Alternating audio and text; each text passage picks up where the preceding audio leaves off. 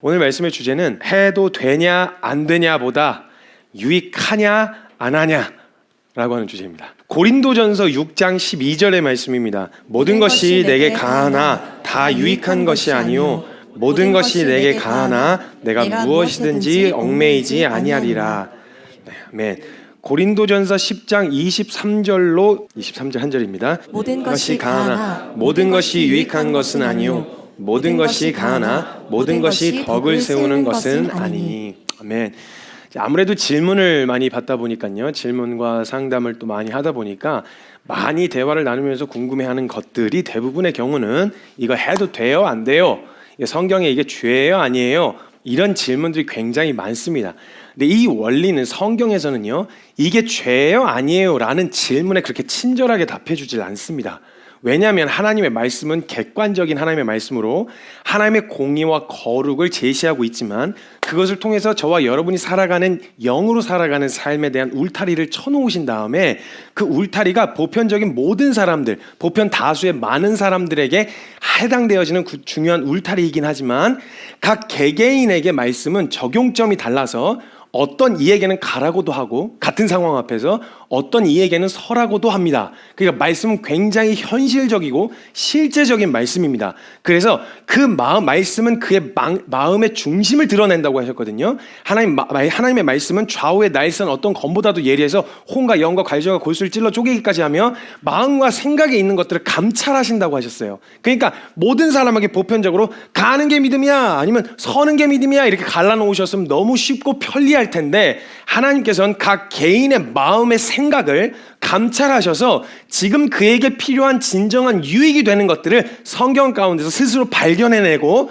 말씀 앞에서 그것을 선택할 수 있게 하시는 그런 삶을 원하셨지, 정해져 있고 따로 이렇게 분리되어 있는 딱딱딱 맞아떨어지게 사는, 모두가 다 이렇게 살아야 돼, 하나의 색깔, 하나의 목소리, 하나의 삶의 방식 이렇게 취할 것을 말씀하시진 않으셨기 때문에 성경은 그닥 그 질문에 대해서 친절하게 답해주진 않습니다. 그래서 항상 논란의 여지가 있고 논쟁의 중심에 섭니다. 그 주제를 하나 가지고 딱 던져놓으면, 술이라는 주제도 그렇고 아니면 다른 여러 가지 주제들 다 던져놓으면요, 그 주제는 항상 논쟁이 돼요. 왜냐면 아니다, 먹지 말아라 이렇게 얘기해서 끝났으면 모르겠는데 뒤에는 근데 또 쓰려면 약으로 쓰려면 너도 좀 써라 이런 식으로 표현해 놓다 보니까 이것에 대해서 분별하기가 참 쉽지 않아진다는 거예요.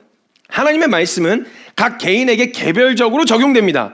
객관적으로 모든 이에게 주신 인류 보편적인 하나님의 말씀과 진리가 있지만 이것을 우리가 말씀 앞에 서서 적용하려고 했을 때는요, 이 개인에게 전혀 다른 것을 짚어내시고 마음에 진짜 교묘하게 숨어 있었던 그 본심들을 드러내셔서 너 그런 마음이라면 하지 마, 너 그런 마음이면은 해, 이렇게 주님이 각 개인에게 개별적으로 적용하게 하십니다. 객관적인 진리가 있지만 이것이 우리의 삶에 주관적으로 적용이 되어져서 우리에게 요구되어지는 태도가 각기 다 다르게 되어진다는 말입니다. 그렇기 때문에 해도 되냐 안 되냐라고 하는 성경적 근거를 제가 아무리 제시해도 그 어떤 이에게는 해당될 수 있지만 어떤 이에게는 해당되지 않을 수도 있는 주제가 될 수 있기 때문에 이건 별로 우리에게 유익하거나 건설적이고 생산적인 고민이 아닙니다. 이건 말씀드렸던 것처럼 어떤 이는 먹을 수도 있고 어떤 이는 먹지 않을 수도 있다고 얘기했어요. 그럼 먹고 안 먹고보다 그 개인의 신앙과 믿음의 분량에 따라서 선택할 수 있게 하신 거예요. 물론 전 인류에게 적용되어야 핵심적인 말씀과 가이드라인은 분명 있지만 객관적인 하나님의 진리는 개개인에게 적용되어서요, 우리가 하나님의 말씀을 중심으로 놓고 옳고 그름을 스스로 분별하고 내게 있어야 옳음, 내게 있어서의 그름을 분별해서 자신에게 영으로 사는 삶에 유익한 것을 선택하게 하셨어요.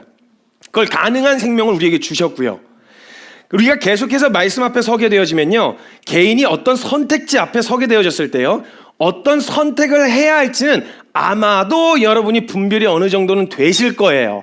어느 정도는. 여러분이 그냥 허투루 했든지 뭘 했든지 그냥 성경 읽어 내려가다 보면요, 알게 모르게 저와 여러분 안에서 이게 정리가 되어지기 시작해서 벌써 그 주제 앞에 딱 선택지 앞에 서게 되어지면 아닌 것 같은데 약간 이런 생각으로 벌써 분별이 되어집니다. 어느 정도의 분별이 되어지는데 이 분별을 성령 하나님께서 저와 여러분이 옳고 그름을 분별하게, 내 스스로 그 상황 앞에서 분별하게 되어졌을 때 그 분별을 성령 하나님께서 도와주시는데, 도와주실 때 사용하시는 도구가 뭐가 있냐? 양심입니다.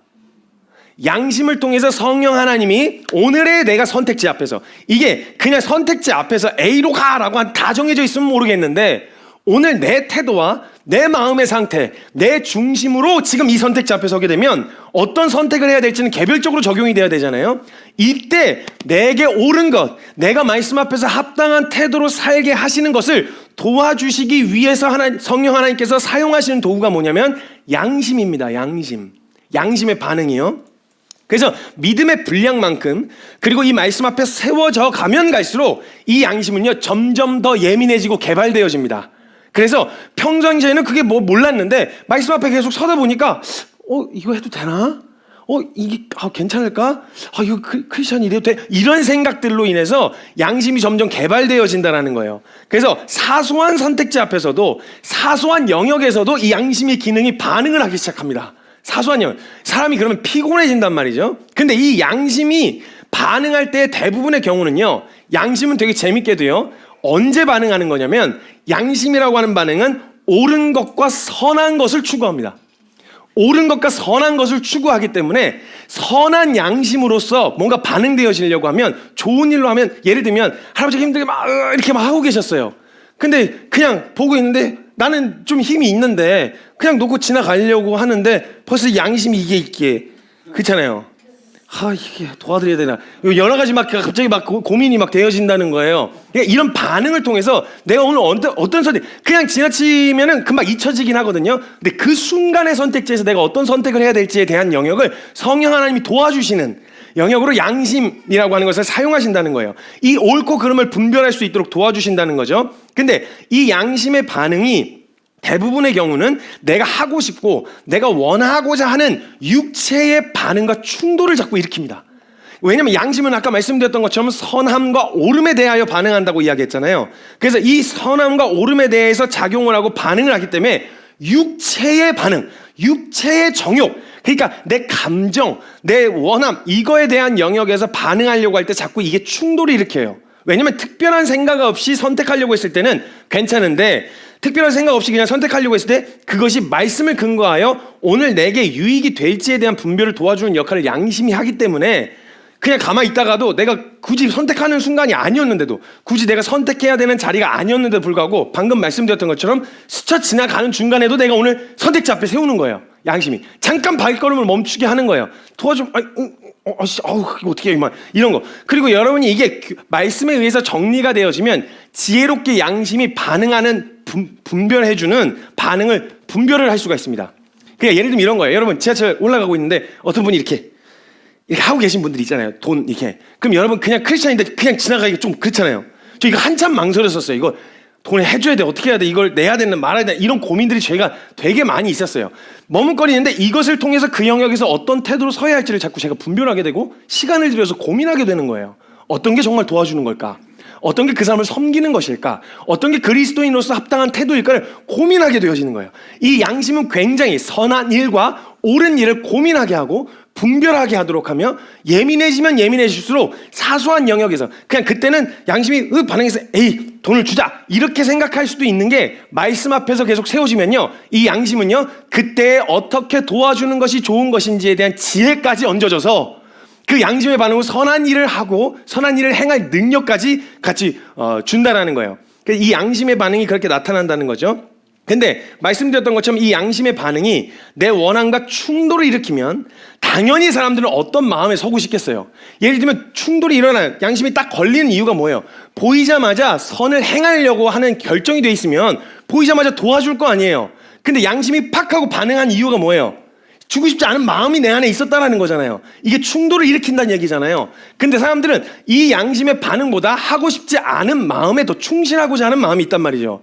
이거 반응은 하긴 했는데 그냥 지나치기는 좀 껄끄럽지만, 근데 그렇게 하고 싶진 않아, 그렇게 살고 싶진 않아. 이렇게 되어졌을 때, 이런 반응이 나타나서 내가 원하는 것을 하고자 하는 마음이 있을 텐데, 내가 내 원함대로 하고자 하는 삶의 방향과 선택을 하려고 할 때 우리에게 나타나는 반응이 바로 이 양심의 반응에 충실하게 반응하기보다는 그 선택해야 되는, 양심이 툭 건드려서 선택해야 되는 순간 앞에 놓여졌을 때 그 선택지를 들고 성경으로 갑니다. 그래서 뭘 하냐면 이걸 해야 돼요 말아야 돼요 라는 것을 성경에 진단을 내려주길 바래요. 이게 재밌게도요, 이 주제를 가지고 성경에 가져가면 되게 선해 보이는 것 같잖아요. 근데 이 주제를 어떻게 접근하냐면 성경은 이것을 옳다고 했냐 그르자고 했냐, 성경으로 가서 해도 되냐 마냐라고 하는 전인류 보편적인 기준을 적용하려고 하는 태도가 나타나요. 지금 내게 양심을 말씀하신 거예요. 내 양심을 통해서 나한테 하고 싶으셨던 말씀이라고요. 근데 이걸 전 모든 크리스찬에게, 모든 성도에게 하시는 말씀으로 가지고 가가지고 이거 해야 돼요 말아야 돼요. 그럼 내가 안 하고 싶으면 어떤 성경 보겠어요? 하지 않아도 된다는 말씀 찾겠죠. 하고 싶으면 무슨 일을 하겠어요? 괜찮다는 말씀 찾겠죠. 그러니까 10가지 중에 성경에서 9가지를 부정적으로 표현을 하고 있어도 내가 하고자 하는 마음이 있으면 한 가지 긍정적으로 표현한 그 한 구절을 아주 전심으로 붙들어요. 믿음이 아주 뛰어나요. 어마어마한 능력이에요. 그리고 내가 안 하려고 하면요, 분명히 이게 유익하다는 이야기가 10가지 중에 9가지가 유익하다고 하는데도 이거 하면은 좀 위험할 수도 있어 라고 이야기하는 그 한 가지를 또 전심으로 붙들어요. 아주 그냥. 그러니까 이런 식의 태도로 가니까 우리의 삶의 영역에 있어서 말씀이 영향력을 행사하지 못해요. 결국은 내 원함대로 하기 위하여 성경을 갖다 맞추는 거다 보니까 분별도 쉽지 않아지고, 이런 식으로 접근하면 양심을 무마시키는 행동이란 말이에요. 성경이라고 하는 옳다라고 하는 그 기준으로 내 원함을 포장해버렸으니 양심이 원래 옳다는 것에 반응하는데 성경이 괜찮대. 그러니까 괜찮은가 보다 하고 양심을 무마시켜버리는 거예요. 그럼 나중에는 어떻게 되냐? 양심이 무뎌져요. 어지간한 자극이 아니고선 이게 반응이 안 된단 말이에요. 그러니까 이런 식으로 자꾸 말씀을 해서 해도 되냐 마냐, 옳으냐 그르냐라는 문제로 접근해갖고 이 내가 하고자 하는 이 원함이 찔리니까 하고 싶은 대로 하려고 양심을 무마시키는 태도가 나타난다라는 거예요. 근데 하나님이 그런 인간의 정서와 반응을 모르셨겠어요? 아셨죠? 그래서 그때 성경은요, 내가 하고자 하는 원하는 일을 결국 하기 위해 성경의 분별을 요청했을 때 성경은 그 질문에 절대 응하지 않습니다. 그 질문에 대한 답변을 절대 내려주지 않습니다. 성경은 그래 라고 이야기하는 것 같아서 그래 라고 했는데 뒤에 보면은 근데 그건 또 아니야. 뭐야 어떡하라는 거야. 하라는 거야 말라는 거야. 하고 싶은 마음이 있어서 하도 된다 해서 하지 말라는 말씀을 찾았어요. 하지 말라고 했는데 그러나 이런 경우에는 해라. 뭐 이런 식의 마음이 있으니까 친절하게 이런 반응에 성실하게 답해주지 않아요. 성경은 아주 교묘한 이 인간의 정서와 마음을 하나님 모르시겠어요? 하나님이 디자인하셨는데 우리의 생각과 마음을 감찰한다는 건 지금 내가 무슨 생각하느냐까지도 있지만 그 안에 교묘하게 대의적인 명분 안에다 숨겨놓았던 그 사소한 본심들까지도 아주 정확하게 캐치해내신다고요. 주님이 말씀을 통해서. 말씀 얕보지 마세요. 여러분 말씀을 가볍게 얕보지 마세요. 하나님, 전능하신 하나님이 우리 살리려고 주신 게 하나님 말씀이에요. 그거 그냥 넘어가시겠어요? 근데 다른 귀신을 속이세요. 귀신을 어떻게 말씀을 속이려고 그러세요? 다 드러난다니까요. 생각과 마음의 뜻을 감찰하시고 드러내시는 역할을 한단 말이에요. 근데 내가 자꾸 그런 질문으로 자꾸 말씀 앞에 서면요, 어떤 사람은 괜찮다고 하고 어떤 사람은 안 괜찮다고 하잖아요. 동일하게 말씀을 전하는 권위를 가진 사람이. 그래서 자꾸 헷갈리고 어려워지는 거예요. 말씀드렸던 것처럼 해냐 마냐, 해도 되냐 마냐에 대해서 성경은 친절하게 설명하지 않거든요. 기준이 없이 살던 사람들에게는 말씀과 그 은혜를 깨닫게 하기 위해서, 또 그 은혜 앞에 제대로 세우기 위해서 분명한 공의의 기준을 제시하기도 해요. 내가 얼마나 죄인인지를 드러내줘야 되기 때문에 말씀을 통해서 이건 안 돼! 하면 안 되는 거야. 근데 너 하면 안 되는 거 알면서도 안 되지 그게. 너 계속 하고 싶은 마음이 들지. 그래서 너가 죄인이라는 거야. 그래서 너가 은혜가 필요하다라는 거야. 라고 기준이 없는 자에게는 명확한 은혜의 기준을 제시하고, 은혜가 필요한 존재인 걸 깨닫게 하시기 위해서 분명한 기준을 제시하시기도 하시지만, 희한하게도 그리스도인으로서 새 생명 가운데서 살아가려고 하는 사람에게는 이거야, 이렇게 살아야 돼, 저렇게 이런 방식으로 얘기를 하시질 않고 되게 두리뭉실, 어떤 때는 이렇게 얘기하고 어떤 때는 저렇게 얘기하는 이런 방식을 취하셨다는 거예요. 그러니까 친절하게 설명 안 해주셨다는 거죠. 그러니까 그 은혜를 입고 살아가는 사람들은 각 개인마다 믿음의 분량만큼 오늘 지금 내가 어떤 태도로 서야 하는지를 그때마다 말씀은 가르쳐 주시는 거거든요. 그냥 뭉뚱그려서 그냥 오늘 한 장 봤으니까 끝, 이게 아니라 오늘 지금 내가 어떻게 살아야 할지에 대해서 주님은 신실하시고 항상 같이 계시며 인격적이시기 때문에요, 그냥 이거 하나 던져놓고 신경 끄시지 않으세요. 네가 알아서 해 이러고 던져놓은 게 아니라 이걸 매 순간마다 저와 여러분에게 가르치시고 매 순간마다 이 상황에서 내가 오늘 나에게 내가 오늘 이 상황에서 어떤 태도로 서야 하는지를 친절하게 주님이 가르쳐 주시는 반응으로 우리를 가르치고 계시는데, 문제는 그거에는 귀 기울이지 않고 성경, 이렇게 둘려진 성경 안에서 요건 해도 된다 그랬다, 요건 하지 말라 그랬다, 여기에서 있으면 이제 더 이상 발전은 없는 거예요. 양심은 무뎌지고 믿음은 성장하지 않고 제자리 걸음하는 신앙생활, 그러니까 재미도 없고 신나지도 않고 그래요. 그런 상태가 되어진다는 거예요. 그래서 이런 식의 접근은 내게 혼란만 가져올 뿐 명확한 결론을 가져다 주지 않는다라는 걸 잊지 마셔야 돼요. 우리 하나님 앞에서 정직해집시다. 대의적인 명분으로 결국 내가 원하는 것을 하고자 하는 그런 마음으로 서지 말고, 정말 하나님 저 정직하게 저 제대로 서고 싶어요. 혹시 제 안에 하나님 앞에 합당하지 않은 마음의 태도와 중심이 있다면 드러내 주세요. 가르쳐 주세요 라고 주님 앞에 구하면 말씀을 통해서 주님은 친히 가르치시는 은혜로 반응해 주실 거고, 성경은 그런 태도로 나아가는 자에게 아주 명확하게 제시해 주세요. 어설프게 그냥 적당히 걸쳐갖고 하려는 사람이 아니라 마음으로 결정된 사람. 하나님 저 순종할 준비 됐다니까요. 말씀하시면 막 복잡하게 설명하지 말고 하라 그러면 하고 하지 말라고 하면 안 해요. 이런 태도로 서 있는 자에게는 성경은 그런 태도로 가진 자가 질문하면요, 성실하게 모든 질문에 다 답해 주세요. 그걸 경험했어요. 그걸 경험했어요. 잘나서 뛰어나서 신앙이 좋아서가 아니라 그렇게밖에 할 수가 없으니까. 우리가 어떻게 옳은 것을 어떻게 찾으며 스스로, 우리가 기준도 없는 우리가 옳고 그러면 어떻게 분별할 수 있겠어요? 이걸 말씀이 아니고서는 안 되니까 철저하게 그냥 의존적인 태도로 하나님 가르쳐 주세요 하면 주님은 그 모든 질문에 성실하게 답해 주셨다는 거예요. 말씀을 통해서. 지금 사도 바울은요, 신앙생활 가운데서 무엇인가를 하고 안 하고가 신앙의 중요한 핵심이 아니라고 이야기하고 있습니다. 모든 것이 가하다라고 이야기를 해요. 그게 하는 거나 안 하는 거나 중요한 게 아니라, 지금 사도 바울은 무엇을 하고 안 하고보다 중요한 건 바로 유익한가라는 질문을 먼저 던지라는 거예요. 이게 정말 내게 유익한가라고 하는 거죠. 내가 어떤 주제를 놓고 이것은 해도 되니까 해라, 하지 말아라 라고 이야기하지 않았고, 오늘의 나의 선택이 과연 내게 유익한지를 점검했다는 것은요, 하고 안 하고가 믿음의 삶에 크게 중요한 것이 아니라 내가 오늘 어떤 마음의 중심으로 그것을 선택했는지가 더 중요하다는 것을 이야기하고 있다는 거예요, 사도 바울은. 그래서 사도 바울은 자신이 모든 것을 할 수 있지만, 그렇게 할 수 있는 자유가 내게 있지만, 그것 자체가 하나님께로부터 나온 것들이기 때문에 악한 의도로 사용하지 않는다 그러면 모든 것을 할 수 있지만, 그것이 오늘 내게 유익이 되지 않는다라고 하면 난 얽매이지 않겠다. 해야만 한다라고 적어놔서 난 그걸 해야 돼, 내 마음이 위험한데도 할 거야, 무조건 해야 돼, 이렇게 얽매이지 않겠다는 거예요. 하고 안 하고에 얽매이지 않고 오늘의 내 삶과 영으로 사는 삶의 유익을 위해서 할 수도 있고 하지 않을 수도 있는 결정을 하겠다는 거예요. 난 열려있다, 난 자유하다, 난 얽매이지 않았다 라는 말인 거예요. 이제 예수 그리스도의 생명으로 사는 사람들, 그래서 사도 바울은요, 그 생명으로 살아갈 때 내 영혼의 유익이 되고 교회의 덕이 되며 지체를 사랑하기 위해서 하고 안 하고로 얽매인 삶을 살지 않겠다라고 강하게 이야기하는 거예요. 그렇게 사랑하기 위해서, 덕이 되기 위해서, 그런 목적으로라면 할 수도 있고 안 할 수도 있다는 거예요. 난 해야만 하기 때문에 덕이 되냐 안 되냐 상관없이 그냥 니는 어떻게 생각하시는데 그냥 내 마음대로 할 거요, 이래가지고 그냥 무조건 이런 게 아니라, 모든 것이 가하기 때문에 그런 상황 앞에서 내가 덕이 되는 것을 선택하겠다, 유익한 것을 선택하겠다라고 하는 반응으로 설 수 있었다라는 거예요. 자, 그럼 사도 바울이 말하는 유익은 어디에 유익해야 되느냐고 말하는 것이냐면요, 저와 여러분이 육으로 사는 삶, 내가 기쁘고 내가 즐겁고 내 쾌락, 내 정욕, 내 원함에 유익한 걸 말하는 게 아니에요.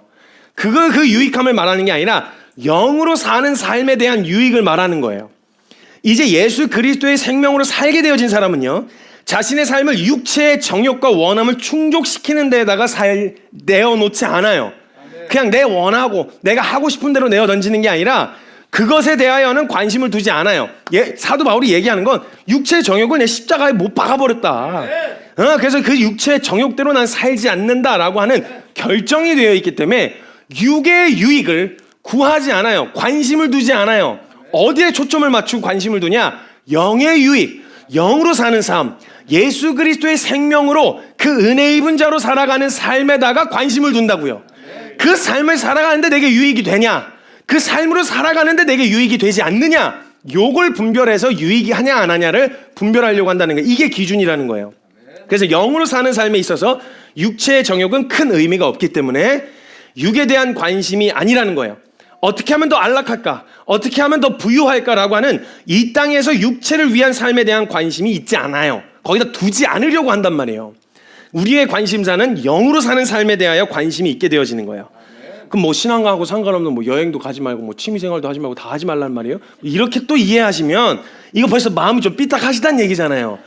그런 얘기가 아니에요. 그런 얘기하는 게 아니라 성경에서 말하는 육은요, 이 육체에 대한 이야기만 하는 게 아니라 우리가 믿는 믿음에 영으로 살아가는 그 삶의 반대가 되는 개념으로서 하나님 나라의 가치가 아닌 세속적인 가치로 육체의 정욕, 안목의 정욕, 이생의 자랑을 추구하며 사는 삶을 육으로 표현했어요. 육체의 것, 육신의 것, 성경에서 말하는 그 육에 대한 영역은 우리에게 전혀 유익하지 않은, 영으로 사는 삶에 전혀 유익하지 않은 정욕과 쾌락을 포함하고 있는 개념이에요. 그러니까 육의 것, 육체의 일, 육신 이런 식으로 표현했단 말이죠. 이 육을 말하는 거예요. 내 안목의 정욕과 육신의 정욕과 이생의 자랑을 추구하며 살려고 하는 그 모든 행위에 대한 영역, 그것과 상관없는, 우리가 방금 이야기했던 것처럼 산책 가고 벚꽃놀이를 가지만 우리는 벚꽃놀이를 가서도 하나님이 창조하신 만물을 보려고 하는 그것을 통해서 영의 유익을 충분히 누릴 수 있다니까요. 근데 단순 쾌락, 단순 육체의 정욕, 단순 원함만을 추구하며 사는 삶, 이걸 육이라고 표현했단 말이에요. 제가 지금 그런 개념으로서 사용하는 거예요, 육을. 그러니까 예수 그리스도를 믿는 그리스도인이라고 하면요, 육체의 편안함과 안락함, 원함, 정욕, 자랑을 추구하며 사는 삶이 아니라 영으로 행하여 사는 삶을 따르게 되어지는 거예요. 이 땅에서의 삶도 그냥 육체를 입고 살면서 먹고 마시고 입고 사고 팔고 등의 일보다 그 과정은 동일하게 일어나고 있다고 하더라도 그것을 추구하며 사는 삶이 아니라 이 땅에서 누릴 영적인 일들에 대해서 더 관심을 많이 갖는다는 거예요. 똑같이 입고 먹고 마시고 입고 사고 팔고 하는 동일한 일이 일어나고 있지만 목적이 다르기 때문에 그것을 통해서 어떤 이는 영의 유익을 누리는데 어떤 이는 육체의 정욕으로 끝나기도 한단 말이죠. 그러니까 육체의 이런 그 영적인 일에 대해서 더 관심을 갖게 되어진다는 거예요. 그래서 로마서 8장 11절에서 14절 말씀에 보면요, 띄워주세요. 11절에 이렇게 이야기합니다. 예수를 죽은 자 가운데서 살리신 이의 영이 너희 안에 거하시면 그리스도 예수를 죽은 자 가운데서 살리신 이가 너희 안에 거하시는 그의 영으로 말미암아 너희 죽을 몸도 살리시리라. 그러므로 형제들아, 우리가 빚진 자로 돼 육신에게 져서 육신대로 살 것이 아니니라. 너희가 육신대로 살면 반드시 죽을 것이로되 영으로서 몸의 행실을 죽이면 살리니 무릇 하나님의 영으로 인도함을 받는 사람은 곧 하나님의 아들이라. 여기서 말하는 예수를 죽은 자 가운데서 살리신 이의 영, 즉 하나님의 영이 우리 안에 거하시면요, 우리도 살리신다고 이야기하고 있습니다. 영으로 사는 사람은 살게 되어진다고 말하고 있고요, 그 은혜로 빚진 우리가 빚진 자가 되었잖아요. 조건 없는 값 없는 은혜로 받았으니까 은혜로 빚진 우리가 빚진 은혜를 받았는데 육신의 또 정욕에 져서, 육체의 정욕과 안목의 정욕에 져버려서 육체의 정욕대로 이거 어떻게 해요? 어쩔 수 없는데. 아니, 너 거기서 건져냈어. 사슬이 끊어졌어. 네가 잡아당기면 끊어져 있다는 거 확인할 수 있을 거야. 좀만 더 이렇게 당겨봐. 너가 시도해봐. 라고 하는데, 아니 지금 묶여있다니까. 봐봐, 지금 연결되어 있잖아요. 그래서 난 이렇게 살 수밖에 없어요. 난 이렇게 계속 살아야 돼요. 어떻게 그렇게 재미없는 삶, 고리타분한 삶을 살 수 있겠어요? 전 이렇게 살래요. 라고 육신에게 져가지고 그대로 육신대로 살 것이 아니라고 이야기한다는 거예요. 은혜 입은 자가 어떻게 그렇게 반응할 수 있냐는 거예요.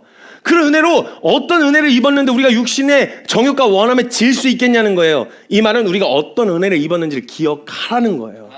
기억해야 육신을 쳐서 복종시키고 이길 수 있는 힘이 그 은혜로부터 나오는 것이기 때문에 이거 어떤 은혜를 받은 자인지 잊지 말라고 이야기하시는 거예요.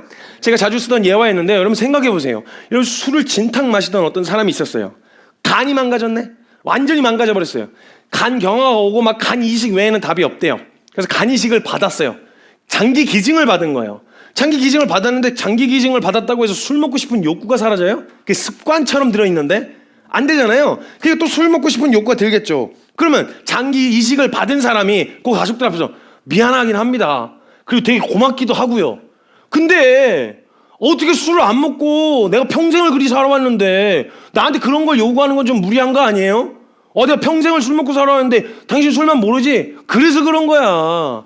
이거 벗어나기 쉽지 않다고. 미안해요. 고마운데 되게 고마워요. 좀 더 살았으니까, 술을 더 마실 수 있도록 좀 더 살게 됐으니까 너무너무 고마운데 나 이거는 못 버리겠어요. 어쩔 수 없어요. 뭐 먹고 싶은 걸 어떻게 마시고 싶어요. 이거 만약에 여러분 인간이 이게 양심이 있는 인간이라면, 그냥 사람이라면 장기기증한 가족들 앞에서, 유가족들 앞에서 그런 이야기를 그 앞에서 할 수 있겠어요?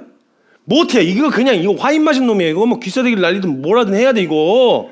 어떻게 이런 태도로 서요? 근데 왜 우리는 말씀 앞에서 이런 태도로 자꾸, 어떤 은혜를 입었는데, 어떤 생명을 받았는데 어쩔 수 없어요. 이게 안 돼요. 이게 자꾸 육체 자꾸 져서 이거 하고 싶은 거 어떻게 해요?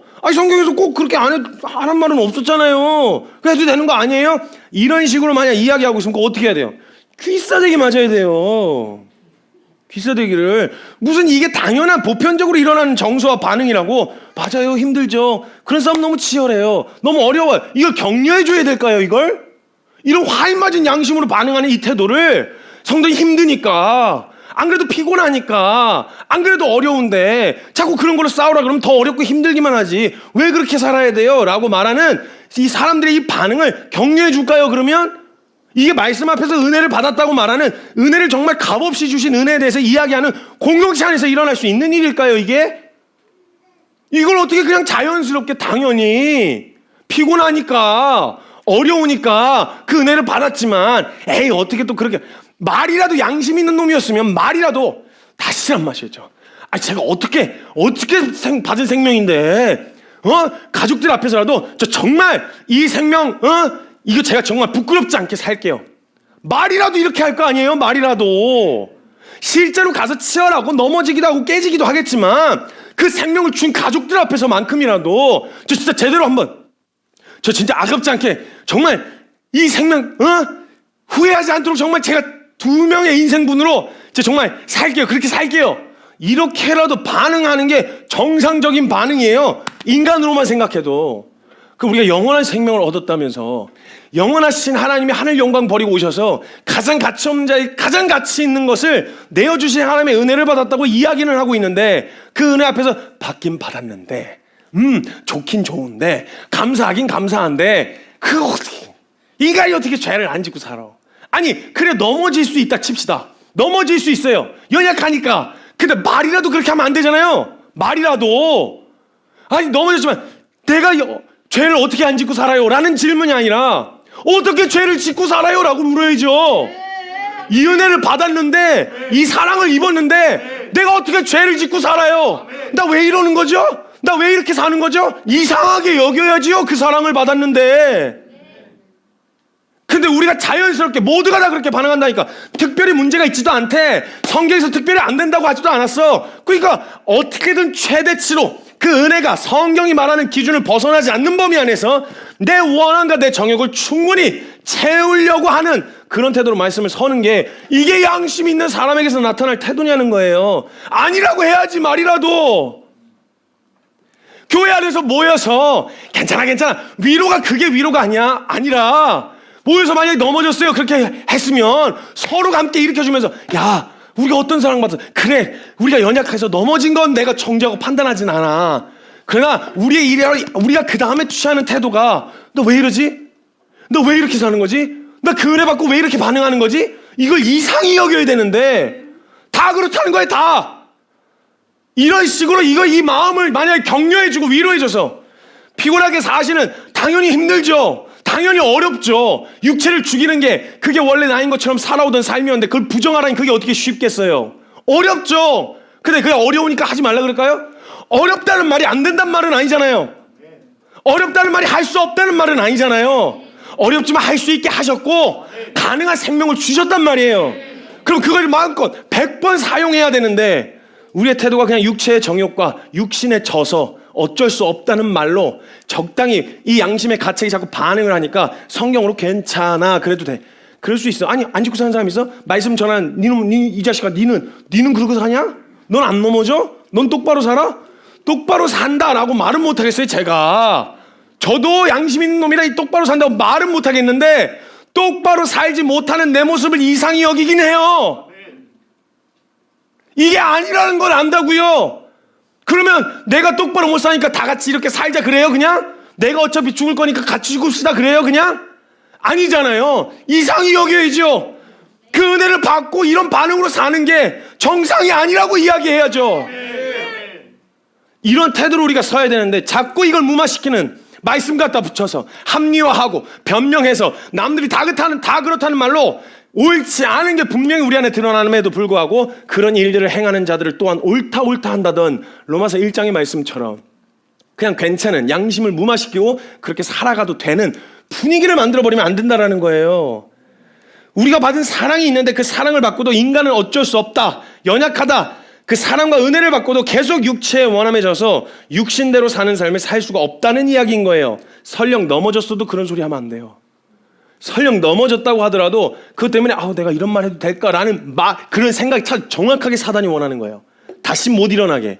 이상한 양심 같지도 않은 이상한 양심으로 반응하게 해가지고 그 상황 앞에서 내가 이런 소리 해도 돼? 내가 안 넘어질 때 죄를 어떻게 안 짓고 사 이런 얘기 해도 돼? 라고 그런 식으로 반응하게 해서 다 같이 넘어뜨리게 만들어요. 우리가 받은 은혜를 기억하고 육체의 행실을 죽이면 살게 되어진다는 얘기예요. 도대체 죽자고 퍼먹던 술을 끊으라는 소리가 어떻게 과격하고 비현실적이라는 이야기를 하는 것과 같은 이야기를 하고 있냐는 거예요. 예를 들면 술을 먹다가 이 사람 이거 곧 죽겠어 딱 보니까 이게 약으로 쓰는 게 아니야. 지금 반주로 그냥 간단하게 건강을 위해서 마시는 정도가 아니야. 죽자고 퍼마셔서 이런 식으로 가다가 이 사람 죽겠어. 마시지 마요. 그거 끊어야 돼. 안 그러면 당신 죽어요 라고 이야기하는 게 어떻게 과격한 얘기예요. 이거 의사가 그렇게 얘기하면 의사 선생님 너무 과격하네, 너무 극단적이요, 어떻게 그런 식으로 환자 마음을 생각도 안 하고 이렇게 상처를 받게 그런 식으로 얘기를 해 이 사람. 그럼 어떻게 이야기할까요? 당신 3일 있다 죽어요. 나 3일 있다 죽을 사람이 누굴까요? 라고 이야기하는 거랑 내용이 달라요? 같은 내용이잖아요. 뭐 그렇게 얘기해 줄까요? 그렇게 먹다가 골로 가요. 뭐 이렇게 얘기하면 받아들이실래요? 아니잖아요. 의사는 의사가 해줄 얘기 해줘야 되잖아요. 그렇게 먹다 죽어요. 그게 과격한 게 아니라고요. 그럼 만약에 이런 과격한 게 아닌데 그거 너무 과격하다 그런 소리를 교회에서 하는 게 말이 되냐고. 이게 분명히 이거 육신에게 져서 지금 당장 그걸 선택한 건 성경적으로 크게 문제가 되지 않더라도 지금 보니까 이건 영의 생각으로서 선택한 유익이 아니라 육신의 생각에 져서 육신의 정욕대로 선택한 결과란 말이에요. 보이는 그 선택한 거는 별로 큰 문제가 안 되는데 내 상태가 그럼 어디로 이 사람 끌려다니겠어요? 이런 태도로 만약 가면 어디까지 끌려가겠어요? 육체의 정욕으로 끌려가면 성경을 말하는 건 딱 다른 얘기 안 해요. 육체에 져서 끌려다니면 죽는다. 널 파멸로 데리고 갈 거다 그러다가. 그러니까 이거 항상 경계하고 깨어 있어라 이 얘기를 한 거예요 성경은. 근데 이게 과격하다는 소리가 교회에서 나오면 어떻게 해요? 어떻게 영으로 살자는 말과 영으로 사는 삶을 방해하고 진정한 생명과 평안을 누리지 못하게 하는 육을 따르지 말자라는 말이 힘들고 지친 성도들에게 이게 어떻게 피곤한 소리가 돼요? 살리는 이야기가 되어야지. 너무 과격한 이야기가 어떻게 될 수 있냐는 거예요. 말씀드렸던 것처럼 간이식 받은 환자가 술을 마시면서 당신이 사회생활 해봤어? 간이식 받은 의사가 선생님이 이렇게 먹으면 죽어요 진짜. 간이식 가족 간에도 그 슬기로운 의사생활에서 어떤 사람이 이게 실제 있었던 그 장면을 제가 봤거든요. 드라마에서. 실제가 아니고 드라마에서. 가족에게 딸에게 간이식을 받았어요. 근데 술 먹다가 또 간이 망가졌어요. 둘째 딸의 간이식을 받았어요. 그리고 또 술 먹고 병원에 온 거예요. 그러니까 그 의사 선생님이 아무리 가족이라도 간이식 쉬운 결정 아니에요. 목숨 걸고 하는 거예요. 다시는 당신 치료 안 한다고 가시라고, 딴 데 가시라고. 선생님 한번 이런 매달려요. 근데 거기서 아니 당신 사회생활 해봐서 한국에서 사회생활 하는데 술 없이 어떻게 사회생활 할 수 있냐고. 그걸 의사한테 왜 얘기해요? 의사는 지금 그러다가는 죽겠다는 이야기를 해줘야 될 사람인데 그런 감정을 왜 살려야 되잖아요. 일단 의사는. 그러니까 먼저는 분명한 가이드를 제시해줘야 되죠. 분명한 방향을 제시해줘요. 그렇게 가다가는 큰일 난다라고 이야기한다고. 그럼 피곤하시죠? 많이 드세요 그냥. 먹고 가세요 그냥. 훅 바람처럼 가세요 그냥. 계속 드시고 뭐 이렇게 얘기해줘야 될까요? 어떻게 이게 과격한 소리가 됐죠? 살리자고 하는 소리가 어떻게 과격한 소리가 됐냐고요. 당연히 육체의 원함이 있고 그것을 절제하며 살아가는 삶이 힘든 건 사실이에요. 근데 육체에 져서 육신에 져버려서 영원한 생명을 주신 영으로 살아가는 삶의 즐거움과 진정한 만족과 행복을 보지 못하고 당장 눈앞에 펼쳐지고 비춰진 자극과 정욕을 쫓아가는 것을 어떻게 그냥 보고만 있을 수 있겠냐고요. 이것이 과연 성도에게 유익이라고 할 수 있을까요? 그 육체의 정욕대로 반응하는 반응에 힘들죠? 어렵죠? 괜찮아요? 그럴 수 있어요! 라고 하는 면죄부를 주는 게 이게 어떻게 성도들에게, 우리 성도된 우리에게 유익이라고 말할 수 있겠냐고요. 로마서 8장 5절에서 6절에 이렇게 이야기하고 있습니다. 로마서 8장 5절에서 6절. 육신을 따르는 자는 육신의 일을, 영을 따르는 자는 영의 일을 생각하나니 육신의 생각은 사망이요 영의 생각은 생명과 평안이라. 성경에서 이야기하듯 눈앞의 자극과 정욕을 쫓아가며 육의 것을 생각하는 것은 반드시 우리를 피폐하게 만들고 반드시 사망으로 이끌고 가는 것이 훤히 드러나 보이는데, 이걸 그냥 둘까요? 우리 사랑하는 청소년들, 우리 청년들, 이거 이대로 쫓아가다 보면 육체를 이기는 원리를 말씀 가운데 배우지를 못해서 나중에는 어쩔 수 없이 그 정욕에 질질 끌려다니는 습관처럼 그냥 노예 근성으로 살아가는 그 삶을 두어드릴까요? 그냥 내버려 둘까요? 괜찮아. 청소년 시기에 그럴 수 있지 뭐. 청년의 시기에 다 그런 거지 뭐. 한 번씩 다 경험해 봐야 돼. 이런 무책임한 소리를 누가 하냐고요. 분명히 사망으로 이끌고 가는 것이 훤히 드러나 보이는데 그냥 둘 수가 없다는 거예요. 욕먹기 싫고 고리타분한 소리 듣기 싫고 인격적이고 배려심 넘치는 사역자가 되기 위해서 그런 소리 떠들어 드려야 될까요? 제가 내 기준에서가 아니라 말씀의 기준으로 우리의 영에 유익이 되지 않는 것을 죄냐 아니냐를 가지고 논쟁하는 걸 넘어서서 우리가 예수 그리스도의 생명으로 사는 영의 삶에 도움이 되지 않는다면 성경에서 굳이 문제로 걸고 넘어지지 않았다고 하더라도 과감하고 단호한 태도를 요구하는 게 과연 무리한 요구일까요? 분명 로마서 8장에서는 이야기하고 있어요. 영의 일을 생각하며 육신을 죽이는 자는 살리라 라고, 영의 생각은 생명과 평안이다 라고 이야기하고 있단 말이에요. 영의 일을 생각하면서 영으로 살고자 할 때 그 삶이 피곤하고 어려울 것 같지만 사실은 그렇지가 않아요. 그걸 선택하는 순간만 치열한 거지, 그걸 선택했을 땐 그 안에서만 누릴 수 있는 생명과 평안이 있어요. 늘 그 선택지 앞에서 고민만 하다가 돌아와서 진정한 평안과 기쁨을 맛보지 못해서 계속 그런 인식이 있는 거예요. 진짜 그걸 확 선택하고 믿음으로 결정해서 선택해버리면 그 안에 있는 진정한 자유, 모든 것이 강하나 모든 것은 유익하지 않아. 할 수 있지만 난 덕을 위해서 하지 않아. 꼭 해야 돼만 하는 것도 아니고 꼭 하지 말아야 하는 것도 아니야. 그러나 난 내 유익을 위해서, 영으로 살아가는 이 삶을 100번 더 누리기 위해서 하지 않을 거고 할 거야. 얼마나 자유한 줄 몰라요, 여러분. 진정한 자유요. 하냐 마냐로 얽매이고 성경의 기준을 갖다 버리잖아요. 이러면요, 이 사람들은 이 기준을 가지고 난도질을 하기 시작합니다. 왜냐면 그 기준은 나에게도 적용되지만 남에게도 적용되거든요. 그러니까 내가 그 기준에 맞춰서 살게 되어지면 오히려 이 기준 때문에 남을 죽이게 돼요. 근데 여러분, 양심은 절대 남에게 반응 안 해요. 나에게 반응해요. 남이 도둑질하는 거 보고 내 양심의 가책을 느끼지 않아요. 양심의 가책을 느낄 때는 언제냐? 그것에 동조하거나 방임했을 때. 그때 내 양심은 정확하게 내게 반응을 해요. 그래서 말씀 가운데서 내게 말씀하신 하나님의 말씀을 귀 기울이기 시작하면 남이 어떠냐 하냐 안 하냐가 의미가 없으니까, 가하지만 유익을 위해 쫓는 거니까 그 사람에게 이런 식으로 이거 판단하고 정죄하지 않는다고요. 근데 이걸 옳고 그름으로 해놓으면 그때부터 성경 가지고 싸우는 거예요. 말씀드렸잖아요. 전신갑주 입고 싸운다고. 성령의 검 이러면서 막 죽여요. 사단을 죽이는 게 아니고 막 남을 죽여요. 이런 식으로 싸우게 되어지는 이유가 거기서부터 나오는 거예요. 육체의 생각이 영의 생각과 충돌을 일으키지 않을 수 있을지 같은 걸 고민하지 마세요. 내가 하고자 하는 게 성경적으로 문제가 되지 않는다는 걸 자꾸 증명하려고 하지 마시라고요. 여러분이 절대 유익이 안 돼요. 이대로는 전혀 유익이 안 된다는 거예요.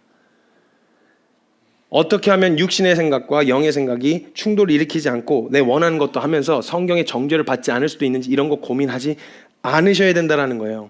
근데 그것을 만약에 우리가 성경으로 가지고 들어와서 굉장히 심오하고 영적인 고민인 것처럼 둔갑시키려고 한다는 게 문제인 거예요. 술의 문제를 가지고 갖고 들어와서 술 이야기를 하면요, 항상 나오는 얘기, 막 논쟁을 엄청 써요. 제가 분명히 이런 원리에 대한 이야기를 나누거든요. 나누는데도 계속 논쟁이 끊이지 않아요. 술 그럼 드세요, 그냥. 먹자고.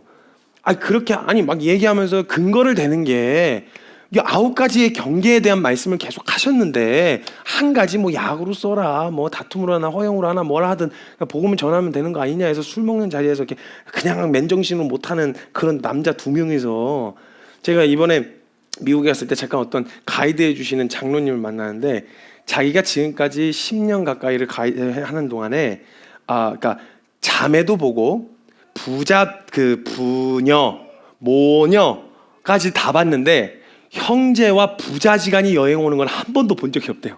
한 번인가 두 번인가 보셨대요.